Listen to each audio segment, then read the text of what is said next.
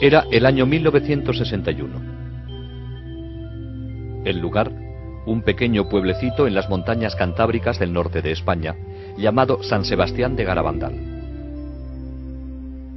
300 personas vivían allí, al pie de la montaña, en unas 80 casas de piedra. Este pueblecito está totalmente aislado de los demás de la región y es muy primitivo. Las casas carecen de agua corriente y la única fuente de calor es una estufa en la cocina. Solo hay electricidad durante unas pocas horas de cada noche. Las comodidades del mundo moderno, como televisiones y coches, simplemente no existen aquí. De hecho, no hay ni un solo motor en todo el pueblo. La gente se las arregla para ganarse la vida con la ganadería, teniendo que caminar horas hasta llegar a los pastizales en lo alto de las montañas. Toda la familia participa en el trabajo, que consiste principalmente en recoger la hierba que luego se utiliza como alimento para los animales durante los crudos meses de invierno. Aunque Garabandal es el pueblo más pobre de la región, es también el más religioso. Todos los días, una de las mujeres del pueblo va por las calles haciendo sonar una campana para recordar a los habitantes rezar por los difuntos. Todas las noches, la gente se reúne en la pequeña iglesia para rezar el rosario y las letanías de la Santísima Virgen María. Los fines de semana, el párroco de Cosío hace el difícil viaje a caballo hasta Garabandal para celebrar la Santa Misa y oír las confesiones. Este era Garabandal en 1961. Era tan solo una sencilla población cantábrica que había permanecido sin cambios durante décadas, tal vez siglos. Y era de esperar que permaneciera así para siempre. Estas 4 niñas eran tan típicas como todas las demás del pueblo y vivían felices en su montaña. Conchita González, de 12 años. Maricruz González, de 11. Jacinta González, de 12. Y Mariloli Mazón, también de 12 años. Aunque 3 de ellas tienen el mismo apellido, no son parientes cercanas. Aún no había empezado a anochecer la tarde del 18 de junio de 1961, cuando las 3 niñas decidieron divertirse un poco cogiendo manzanas del árbol del maestro de la escuela en las afueras del pueblo. Con alegres risas cogieron las manzanas y se refugiaron en el camino rocoso que conduce a una pequeña arboleda de pinos en una colina cercana que mira hacia el pueblo.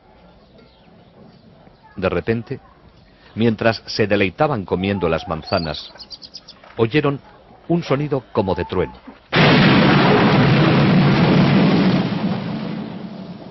Comenzaron entonces a sentirse mal por haberlas cogido sin permiso. De repente, Conchita echó la cabeza hacia atrás y sus ojos se quedaron mirando fijamente hacia arriba.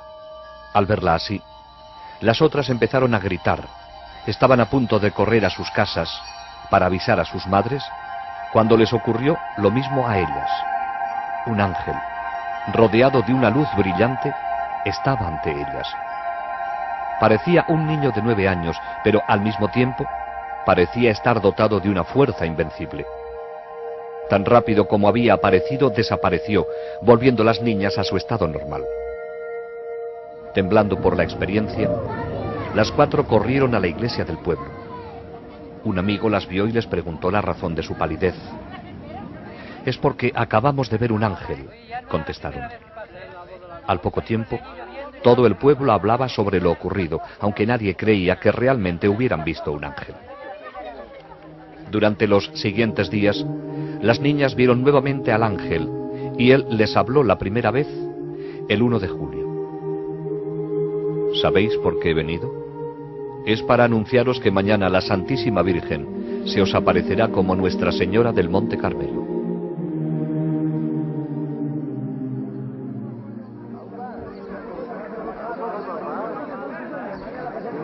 Para entonces, la noticia de las apariciones se había extendido a los distritos vecinos y el día 2 de julio una gran multitud esperaba la aparición de la Virgen María. Alrededor de las 6 de la tarde, las niñas se encontraban en el lugar acostumbrado de las apariciones cuando cayeron repentinamente de rodillas sobre las piedras. Dentro de una luz brillante, vieron a una hermosa mujer entre dos ángeles y en uno de ellos reconocieron al mismo que habían visto anteriormente. Más tarde, se enteraron de que era nada menos que San Miguel Arcángel. Arriba y hacia la derecha, vieron un gran ojo dentro de un triángulo, que las niñas llamaron el Ojo de Dios. Las niñas hablaron con su visión, sin el menor temor. Hablaban de sus familias, de los sacerdotes que estaban allí y del trabajo que hacían en casa o en los campos. La señora sonreía. Conchita dijo que era como hablar con su madre después de que hubiera estado lejos durante un viaje y acabara de regresar. Después del éxtasis, la gente naturalmente quiso saber cómo era la señora. En su diario, Conchita nos da esta descripción. La Virgen viene con un vestido blanco, manto azul, corona de estrellucas doradas. No se le ven los pies. Las manos estiradas con el escapulario en la derecha. El escapulario es marrón. El pelo largo, color castaño oscuro ondulado, la raya en medio, la cara alargada, la nariz alargada y fina, la boca muy bonita con los labios un poquito gruesos.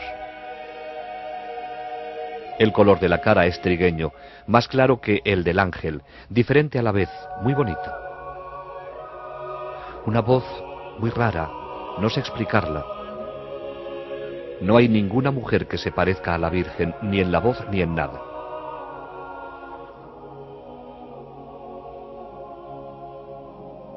Pero existía un propósito detrás de estas apariciones de la Santísima Virgen. Quería utilizar a estas sencillas y simples niñas para llevar un importante mensaje a toda la humanidad.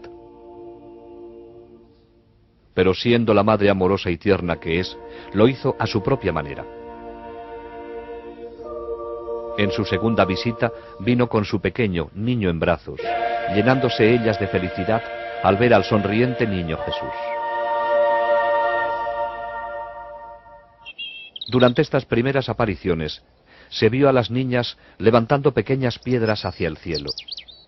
Dijeron luego que la Virgen las besaba, pero añadieron que prefería besar objetos religiosos. La gente respondió entonces entregándoles rosarios, medallas, crucifijos y anillos de matrimonio, práctica que habría de continuar durante el transcurso de los acontecimientos. El 4 de julio, María les reveló su mensaje, diciéndoles que no deberían hacerlo público hasta el 18 de octubre. La verdadera naturaleza de las apariciones debería ser establecida primero para que el mensaje pudiera ser creído. Se necesitaba una prueba, y pruebas habría en abundancia. Varios médicos hicieron pruebas a las niñas durante los éxtasis. Encontraron que estaban rígidas, frías como piedras e insensibles al dolor. También experimentaban un cambio increíble en su peso. 2 hombres apenas podían levantar a una de ellas del suelo, mientras que ellas se levantaban entre sí con toda facilidad para besar a la señora de las apariciones.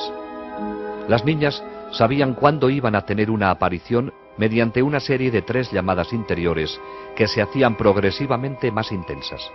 Después de la última, salían corriendo llenas de felicidad a su encuentro celestial. Las llamadas tenían lugar a cualquier hora del día o de la noche, pero si las niñas se habían ido ya a la cama, entonces la Virgen respetaba su sueño. Conchita debió permanecer muchas noches en vela, esperando la última llamada de la Virgen. Hacia finales de julio, la frecuencia de las apariciones había aumentado a 2 o más en un solo día, con una duración desde 10 minutos hasta varias horas. Las caras de las niñas se transfiguraban, adquiriendo una belleza sobrenatural. Algunos observadores se impresionaban tanto con esto que les resultaba difícil mirarlas. Agosto comenzó con nuevos fenómenos. Durante las apariciones, cuando estaban de rodillas, Se las podía ver caer de repente hacia atrás hasta que sus cabezas tocaban el suelo. A veces caían al unísono, en perfecta sincronización, formando bellas esculturas. Merece la pena mencionar que nunca se les subió la ropa indecorosamente. En ocasiones caían totalmente rectas hacia atrás, dando un fuerte golpe seco en el suelo que horrorizaba a los espectadores, pero nunca se hicieron daño, levantándose luego sin el apoyo de sus manos o brazos. Comenzaron entonces los éxtasis ambulatorios, hacia adelante o hacia atrás y a través del pueblo, durante los cuales mantenían los ojos fijos hacia arriba todo el tiempo. Véase cómo el pie de Mariloli evita cuidadosamente una piedra del camino. A veces se movían tan rápido que ni los más jóvenes del pueblo, corriendo a toda marcha, podían alcanzarlas. Al terminar la carrera, no estaban cansadas ni sudorosas, y sus pulsos eran totalmente normales. Durante estas carreras extáticas, solían detenerse instantáneamente, desafiando las leyes de la física, mientras que los que trataban de seguirlas pasaban junto a ellas incapaces de detenerse tan rápido. Las niñas siempre llevaban crucifijos en las manos y los ofrecían para ser venerados a aquellos que estaban a su alrededor. Nunca sabían quién besaba el crucifijo, ya que durante los éxtasis solo veían a su visión y a ellas mismas. Por orden de la Virgen, sostenían el crucifijo para que lo besase aquel que María deseara. En una ocasión, después del éxtasis, Conchita se enteró de que todos los que habían besado el crucifijo eran sacerdotes vestidos de seglares.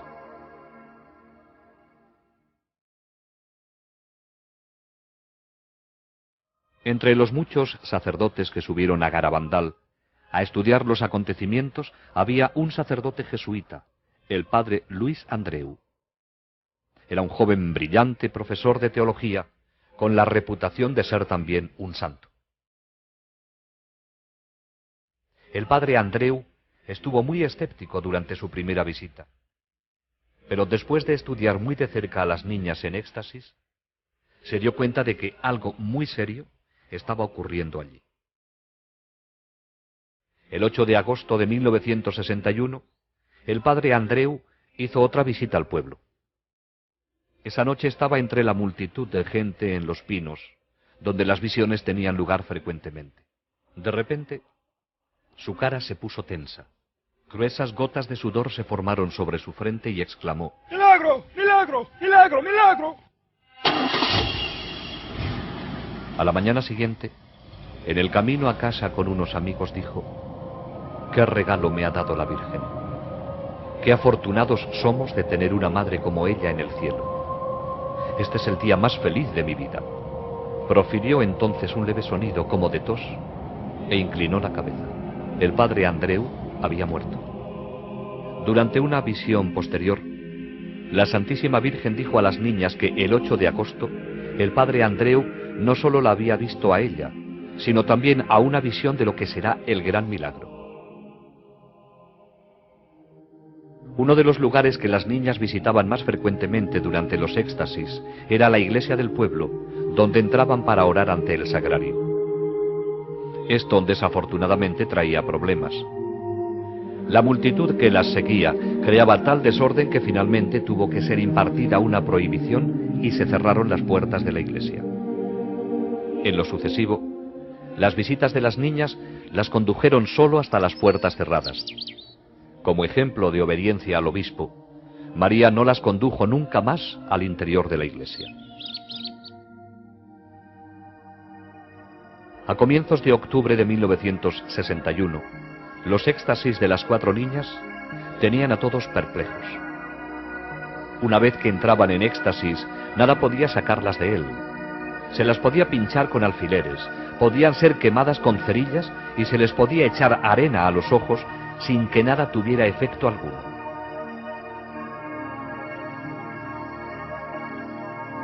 Las poderosas luces de las cámaras, disparadas a corta distancia, no las hacían parpadear. En sus marchas hacia adelante y hacia atrás, se movían con precisión y velocidad, sin siquiera mirar hacia dónde iban. Eran especialmente impresionantes sus descensos nocturnos hacia atrás, desde los pinos hasta el pueblo, a velocidades increíbles.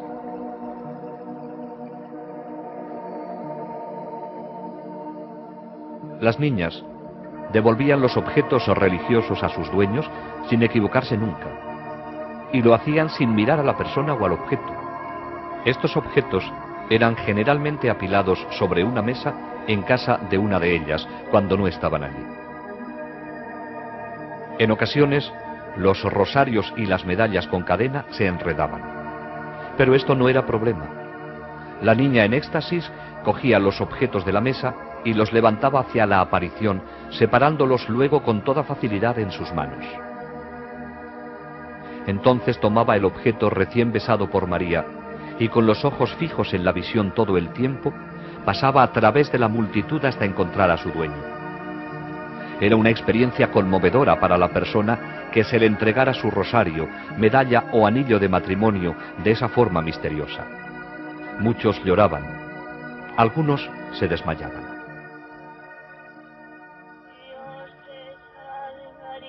Durante los éxtasis, las niñas lloraban como nunca lo habían hecho antes. Oigamos una grabación original de dos niñas rezando el Ave María, mientras contemplaban a aquella persona a quien está dedicada esta antigua oración. Y bendito es el fruto de tu vientre, Jesús.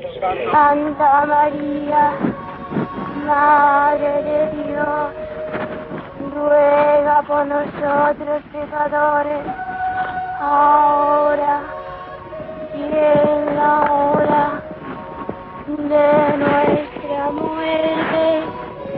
Amén. Cantaban himnos que no habían aprendido, y con la ayuda de María componían canciones bellísimas. Oh Virgencita del Carmen, cuánto gusto nos has dado con aparecerte a nos con tu niño tan salado.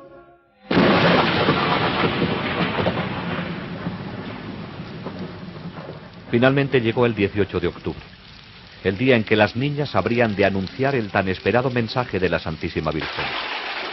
Era un día de apariencia apocalíptica, con rayos y truenos, lluvia y frío. No obstante, cientos de personas hicieron el sacrificio de estar allí en ese día tan importante. El tiempo pasó y muchos se fueron. Finalmente, el mensaje fue leído en voz alta en los pinos, a la multitud que aún permanecía allí. Hay que hacer muchos sacrificios, mucha penitencia, visitar al Santísimo. Pero antes, tenemos que ser muy buenos. Y si no lo hacemos, nos vendrá un castigo. Ya se está llenando la copa, y si no cambiamos, nos vendrá un castigo muy grande.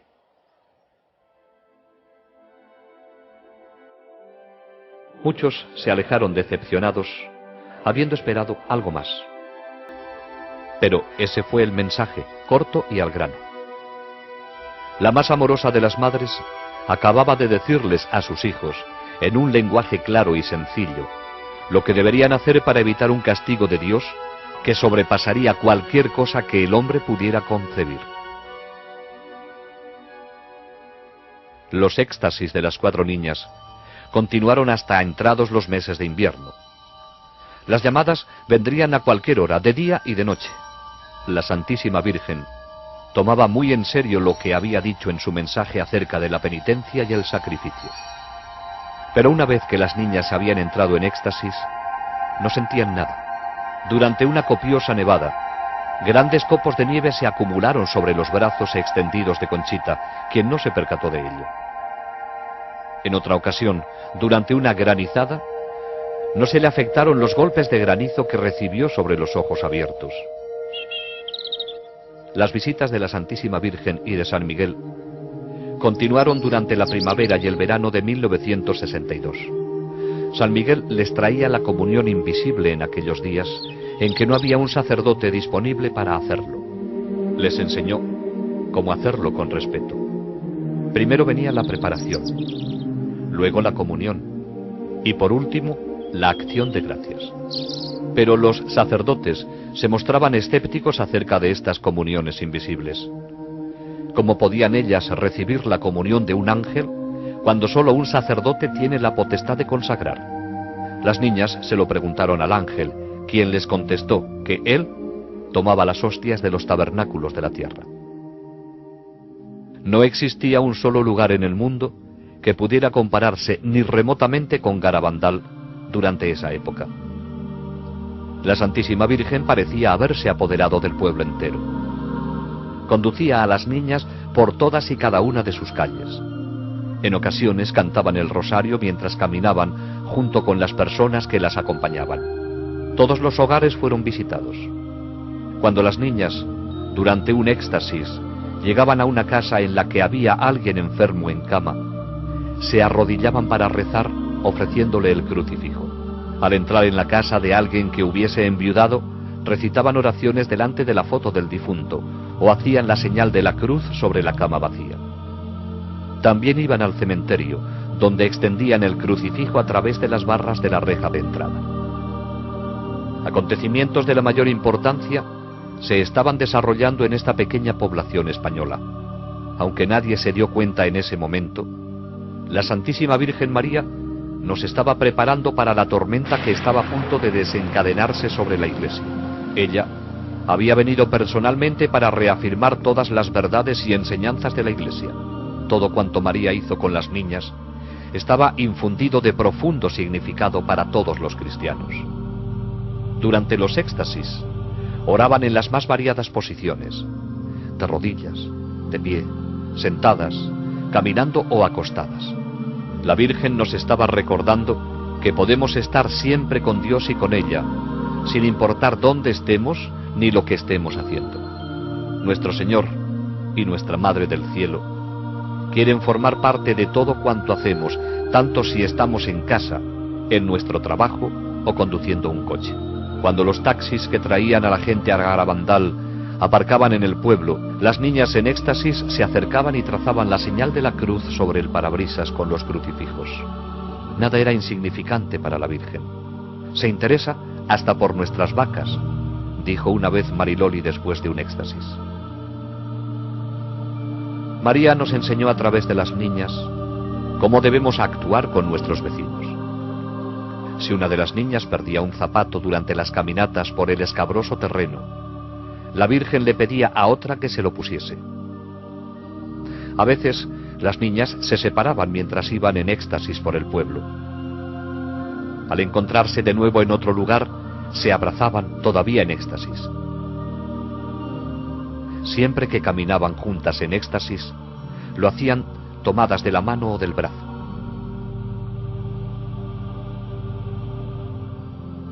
¿Y quién era esta señora de luz, actuando tan poderosamente en la pequeña población de Garabandal? Aquellos que nunca lo entendieron claramente han debido tan solo fijar su mirada en la figura sobre la cruz que ella les ordenaba ofrecer a los presentes. Ella era la Madre de Cristo con un solo deseo: llevarnos a todos hacia su Hijo Jesús, el Salvador de la humanidad. ¿Es María la madre solo de los católicos? En una ocasión, un protestante se acercó a Conchita. Quería saber si podría besar el crucifijo la próxima vez que ella lo ofreciera para ser venerado durante un éxtasis. Conchita, que había sido educada en un ambiente totalmente católico, se lo preguntó con preocupación a la Virgen durante la siguiente aparición. María dirigió su mirada al hombre y dijo: «Él es mi hijo también». Y actuando a través de la niña, hizo llevar el crucifijo a los labios del protestante. Ante todo esto, las niñas debieron sentir que estaban en la antesala del cielo, pero no habría de ser así. Ellas, como todos los demás, tenían todavía sus vidas por vivir, en un mundo real y difícil, cada vez peor con cada día que pasa. El 19 y 20 de junio de 1962 fueron 2 días que difícilmente podrán ser olvidados en los anales de Garabandal. Durante un éxtasis se oyó gritar de terror a las niñas. Se había levantado el velo, permitiéndoseles dar una mirada a los acontecimientos del futuro. Vieron confusión por todas partes y a la Iglesia perseguida en un mundo dominado por el comunismo. En el momento en que las cosas eran peores, se les dijo que Dios enviará un aviso sobrenatural que será sentido por todas las personas de la tierra. Entonces, a pesar de hallarse en la presencia de la Santísima Virgen, se sintieron sobrecogidas de terror al ver escenas del futuro castigo que será enviado por Dios si el mundo no cambia después del aviso y el milagro. A pesar de que, a petición de la Santísima Virgen, las personas que estaban allí, casi todo el pueblo, habían permanecido a alguna distancia de las niñas, se sintieron tan sobrecogidos por los gritos y las expresiones de las niñas que al día siguiente el pueblo entero confesó y comulgó.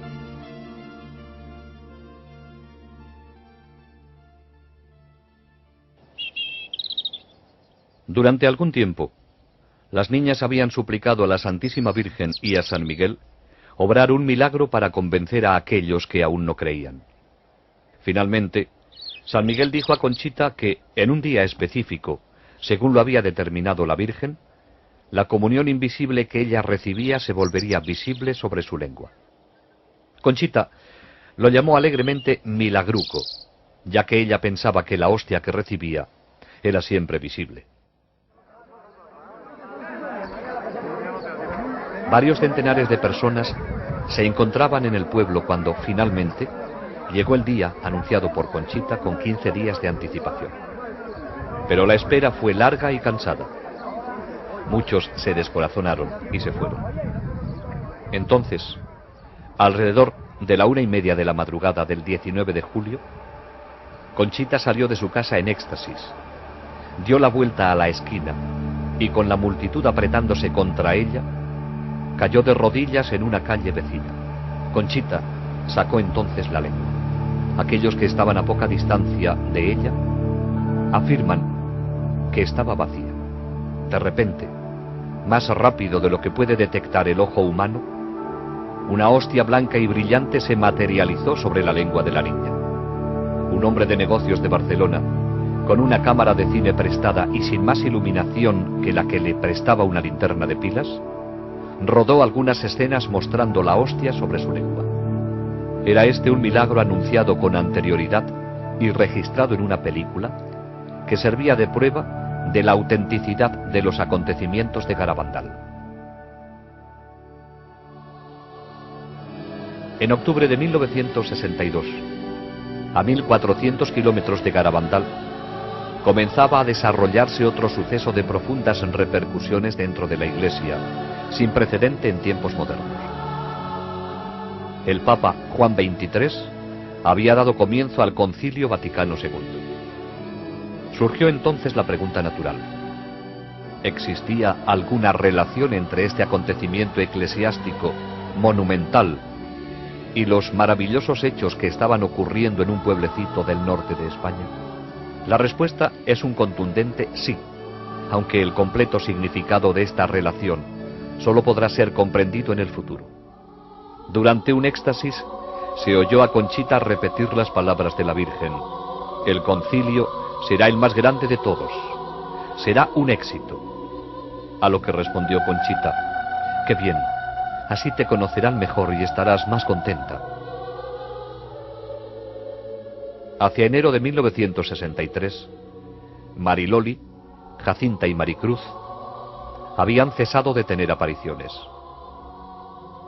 Solo Conchita continuaba teniéndolas, aunque eran cada vez menos frecuentes.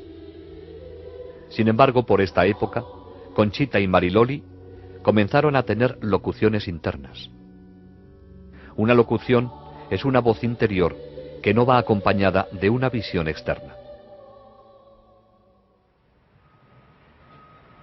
En 1947, Joulo Mangino Perdió el sentido de la vista y el olfato en un absurdo accidente que le cercenó los nervios olfativo y óptico.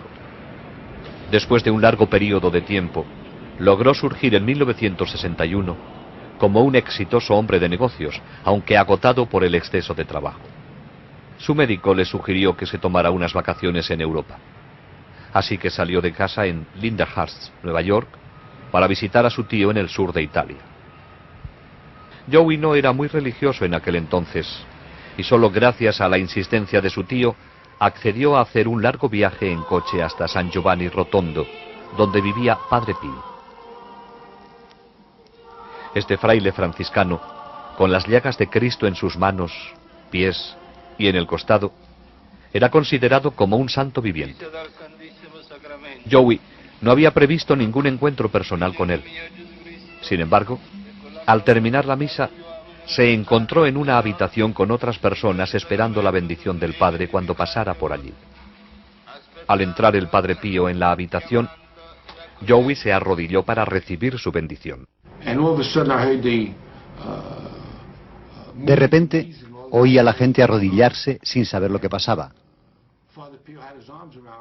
Padre Pío colocó sus brazos sobre mí y me besó en la frente. Me dijo: Joey, estoy muy contento de verte. Mi tío me dijo luego que era Padre Pío quien me había abrazado. Yo no sabía qué decir, porque nadie sabía que yo iría allí a verle, ni siquiera yo mismo. Joey quedó profundamente impresionado y 2 años más tarde regresó a San Giovanni. Esta vez decidió confesarse con Padre Pío. Fui al confesionario en que estaba el Padre Pío y me arrodillé en el reclinatorio con el Padre Pío sentado frente a mí. Me tomó la mano, así. Yo estaba asombrado pensando en los confesionarios americanos con paneles. Entonces, estando de rodillas, con mis manos entre las del Padre Pío, me dijo en italiano: Joey, confiésate. Y para ser franco, estaba entristecido porque no estaba llevando una vida adecuada. Me quedé atónito. No supe qué decir. Entonces, el Padre Pío me tomó la mano, así, y me dijo: confiésate. Pero de nuevo encontré muy difícil hablarle. Entonces, en perfecto inglés me dijo: Joey, ¿recuerdas cuando estuviste en un bar con una mujer llamada Bárbara? ¿Recuerdas los pecados que cometiste? Y en perfecto inglés pasó a decirme las personas con las que había estado, los sitios a los que había ido y los pecados que había cometido. Naturalmente, estaba sudando, pero Dios me concedió la gracia de entender que si tenía que soportar todo aquello para volver a ser feliz, merecía la pena. Creía realmente que el Padre Pío podría ayudarme. Entonces, cuando llegó al fondo de todos mis pecados, después de lo que me parecieron 1000 años, me dijo en italiano: ¿estás arrepentido? Y yo le dije: sí, lo estoy, Padre Pío. Entonces me dio la absolución. Los ojos me daban vueltas en la cabeza y comencé a frotarlos, así. La cabeza me daba vueltas y yo seguía frotándome los ojos. De pronto, mi mente se aclaró totalmente y me puso su mano estigmatizada sobre los labios, así. Besé su estigma y me dio una ligera palmada en la cara, diciéndome en italiano: Joey, un poco de paciencia y valor, y vas a estar bien.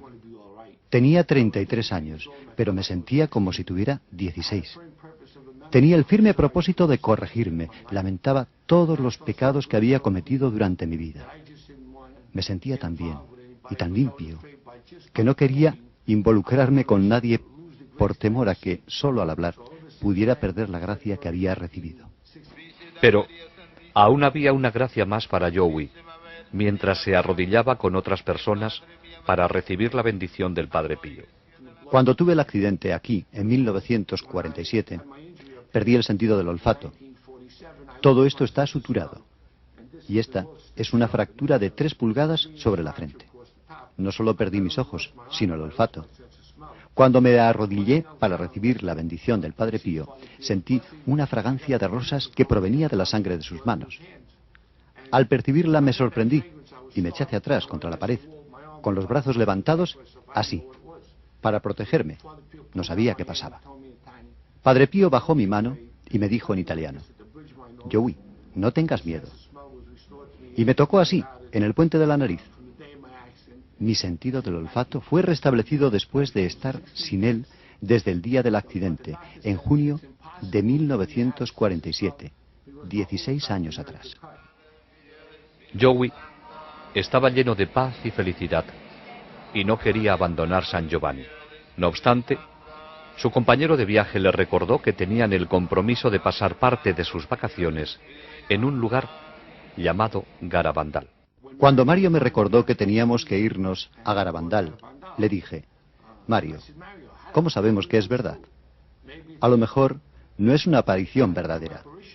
Tal vez es un truco del demonio para hacerme perder las gracias que acabo de recibir. Preguntémosle a Padre Pío. Entonces él dijo: ok.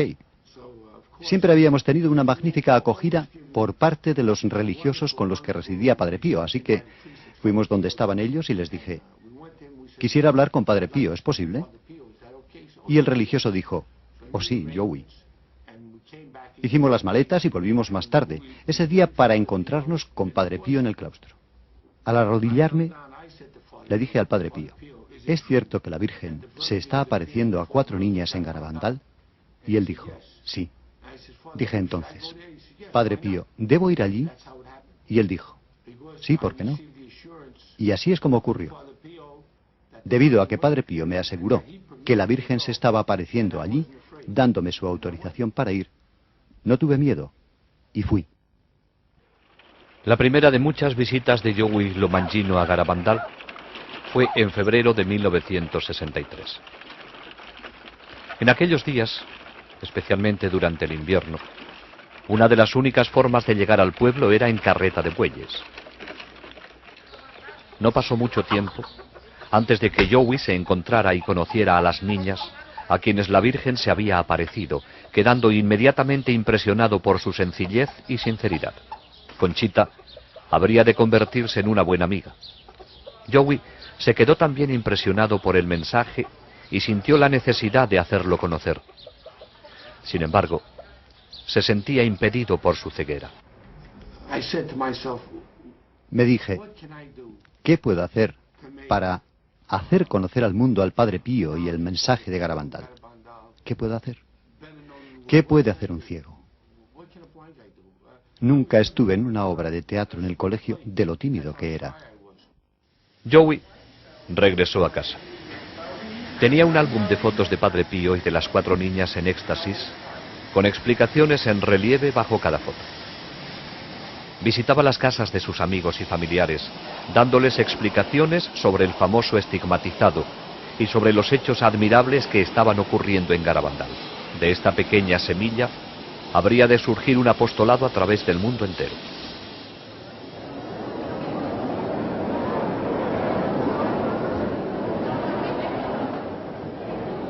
A comienzos de junio de 1963, Conchita asombró a todos con la profecía de que, después del Papa Juan XXIII, habría solo 3 papas más, y que entonces vendría el fin de los tiempos, aunque no el fin del mundo. El 19 de marzo de 1964, día de la fiesta de San José, Conchita tuvo una locución en Los Pinos durante la cual la Virgen le dijo que el día del gran milagro, Joey Lomangino recuperaría la vista para siempre. El 18 de julio de 1964, Conchita tuvo otra locución, en la cual le fue dicho que al día siguiente del gran milagro, el cuerpo del padre Luis Andreu sería encontrado incorrupto en su tumba. Enero de 1965. Comenzó para Conchita con un éxtasis de 2 horas en Los Pinos, durante el cual la Virgen le reveló la naturaleza del aviso que será enviado por Dios para purificar al mundo en anticipación al gran milagro que le seguiría. También le dijo que, debido a que el mundo no había respondido a su primer mensaje, por intercesión de San Miguel, daría un segundo y último mensaje el día 18 de junio de 1965. Miremos ahora los grandes acontecimientos profetizados en Garabandal. Primero vendrá el aviso. Será visto en el cielo y luego sentido interiormente por todos en la tierra. Nadie escapará a él. En algún momento, en un futuro no muy distante, cuando el mundo se encuentre en medio del caos, todo se suspenderá. Durante ese momento, todos verán el mal que han hecho y el bien que han dejado de hacer. Será muy doloroso. La gente preferiría morir antes que soportarlo. Pero no causará daño físico. Si alguien muriese, sería solo como resultado del shock recibido. El aviso servirá de purificación para corregir la conciencia del mundo y prepararlo para el gran milagro. El milagro tendrá lugar en los 9 Pinos. Ocurrirá un jueves a las 8:30 de la noche, entre el 8 y el 16 de marzo, abril o mayo. Conchita conoce la fecha y la anunciará al mundo con 8 días de anticipación. Será el día de un mártir de la Eucaristía y coincidirá con un gran acontecimiento de la Iglesia. Todos aquellos que estén en el pueblo o sus alrededores lo verán. Los enfermos que estén presentes se curarán. Los pecadores se convertirán y los incrédulos creerán. Como resultado del milagro, Rusia se convertirá. Después del milagro, quedará una señal sobrenatural visible y permanente que perdurará hasta el final de los tiempos.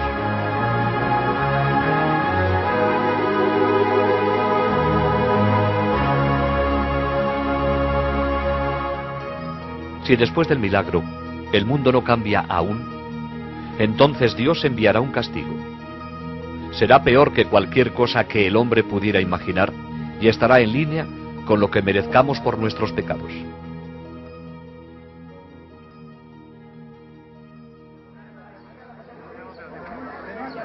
El 18 de junio de 1965, miles de personas llenaron la pequeña población de Garabandal para presenciar el éxtasis de Conchita y oír el segundo y último mensaje de la Virgen. De nuevo tendrían que esperar. Ya tarde, siendo de noche, Conchita entró en éxtasis. Ofreció el crucifijo a 3 personas para que lo besaran. San Miguel le dio entonces el mensaje de la Santísima Virgen. Como no se ha cumplido y no se ha hecho conocer al mundo mi mensaje del 18 de octubre, os diré que este es el último. Antes, la copa se estaba llenando. Ahora está rebosando. Muchos cardenales, obispos y sacerdotes van por el camino de la perdición, y con ellos llevan a muchas más almas. A la Eucaristía cada vez se le da menos importancia. Debemos evitar la ira de Dios sobre nosotros con nuestros esfuerzos. Si le pedís perdón con vuestras almas sinceras, Él os perdonará. Yo, vuestra madre, por intercesión del Arcángel San Miguel, os quiero decir que os enmendéis. Ya estáis en los últimos avisos. Os quiero mucho y no quiero vuestra condenación. Pedidnos sinceramente y nosotros os lo daremos. Debéis sacrificaros más. Pensad en la pasión de Jesús.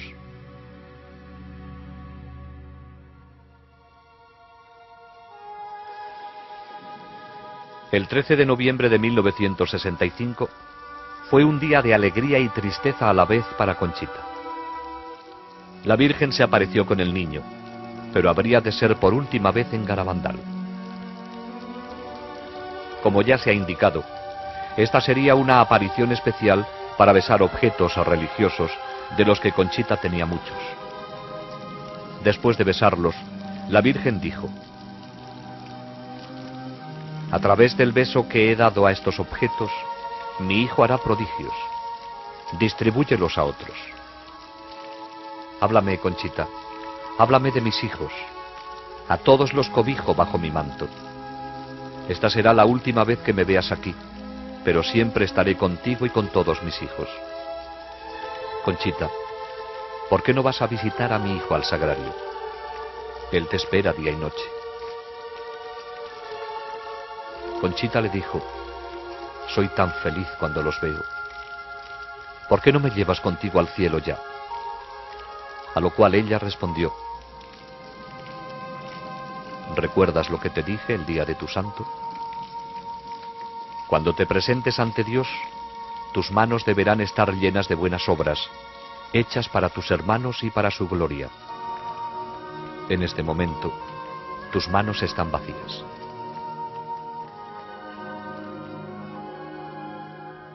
Todo había terminado. Los momentos felices en los que Conchita había estado con su Madre Celestial y con el niño Jesús habían concluido, aunque todavía sentía su presencia. Conchita dijo: han dejado mi alma llena de paz y felicidad, con un gran deseo de vencer mis faltas y amar con todas mis fuerzas los corazones de Jesús y María, que tanto nos aman. Lo que la Virgen dijo acerca de los objetos besados se ha vuelto realidad. Continúan recibiéndose informes de todo el mundo sobre casos de curaciones físicas y de otros favores recibidos. Muchos de ellos han venido de una medalla que Conchita dio a Joey Lomangino y que ha sido venerada por miles de personas en todo el mundo durante los muchos años de actividad apostólica de Joey.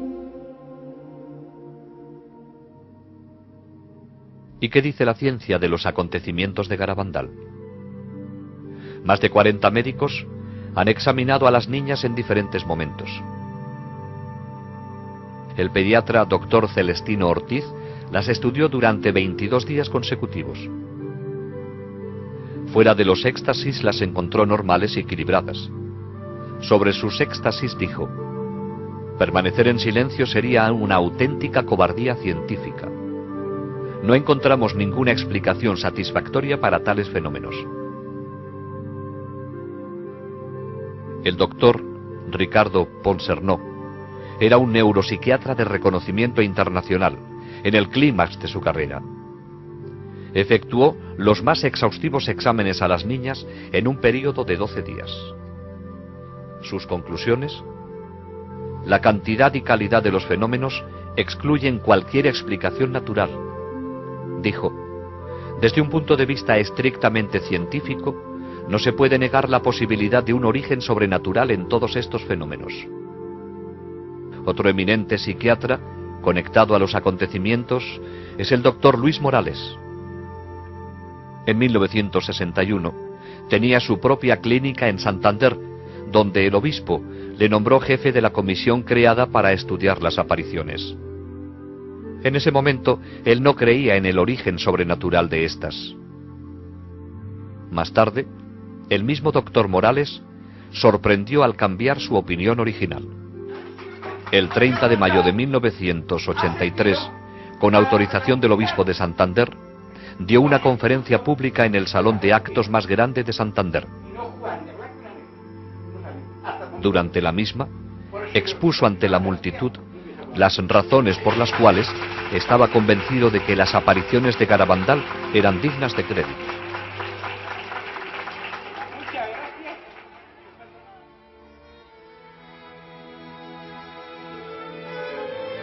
Desde los primeros días de las apariciones, las niñas quisieron ingresar en la vida religiosa. Sin embargo, esto no ocurriría. Durante su estancia en el colegio de las Carmelitas Misioneras en Pamplona, Conchita tuvo una locución de Jesús, durante la cual le dijo que no era su deseo que fuera religiosa, sino que debería permanecer en el mundo para hablar de María. Hoy día, las 4 videntes se han casado. Conchita, Jacinta y Mariloli se casaron con norteamericanos y viven en Estados Unidos. Maricruz permaneció en España y en 1971 se casó con Ignacio Caballero. Viven en Avilés y tienen 4 hijos. Conchita se casó en 1973 con Patrick Kina de Nueva York, donde viven con sus 4 hijos. Mariloli se casó en 1974 con Francis Lafleur, de Massachusetts. Tienen 3 hijos.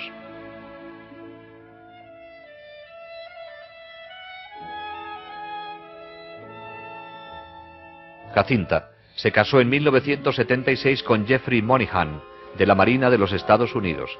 Tienen una hija.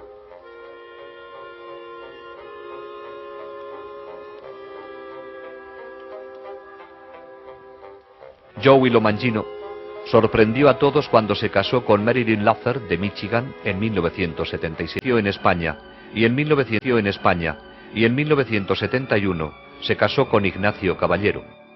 Viven en Avilés y tienen 4 hijos. Conchita se casó en 1973 con Patrick Kina, de Nueva York, donde viven con sus 4 hijos. Mariloli se casó en 1974 con Francis Lafleur, de Massachusetts. Tienen 3 hijos.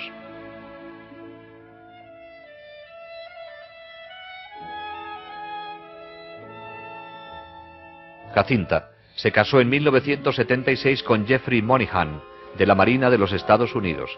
Tienen una hija.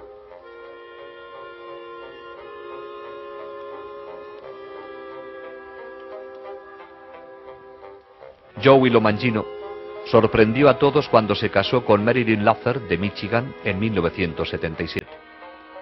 Joey continúa su labor de apostolado en Nueva York como esposo y padre de 2 hijos, Joseph y John.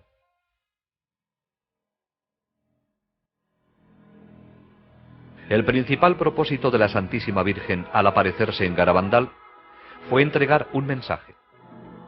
Pero además de este mensaje, hizo un énfasis tan especial en otros puntos que estos llevan mensajes implícitos en sí mismos. La especial importancia de la Santa Eucaristía fue resaltada con la comunión invisible que San Miguel daba a las niñas, y por el milagro de la hostia visible, al igual que por las muchas visitas al Santísimo Sacramento. Se pudo observar que, durante estas visitas, las niñas nunca dieron la espalda al sagrario, incluso saliendo de la iglesia caminaban hacia atrás. Durante todo el período de acontecimientos, la Virgen urgió constantemente a rezar por los sacerdotes. La Virgen escogió aparecerse bajo la advocación de Nuestra Señora del Monte Carmelo, estrechamente ligada al escapulario marrón. Habló de su importancia y lo llevó siempre en su brazo durante las apariciones. El escapulario es un signo de consagración a Nuestra Señora bendita. Aquellos que lo lleven con fe y devoción pueden estar seguros de su maternal protección durante los terribles días en que vivimos y en el momento de la muerte. El rosario fue algo muy importante dentro de los acontecimientos de Garabandal. María no les pedía a las niñas que lo recitaran durante las apariciones. Se lo ordenaba. Les enseñó primero los misterios y luego cómo decir las oraciones lentamente, pensando en lo que decían.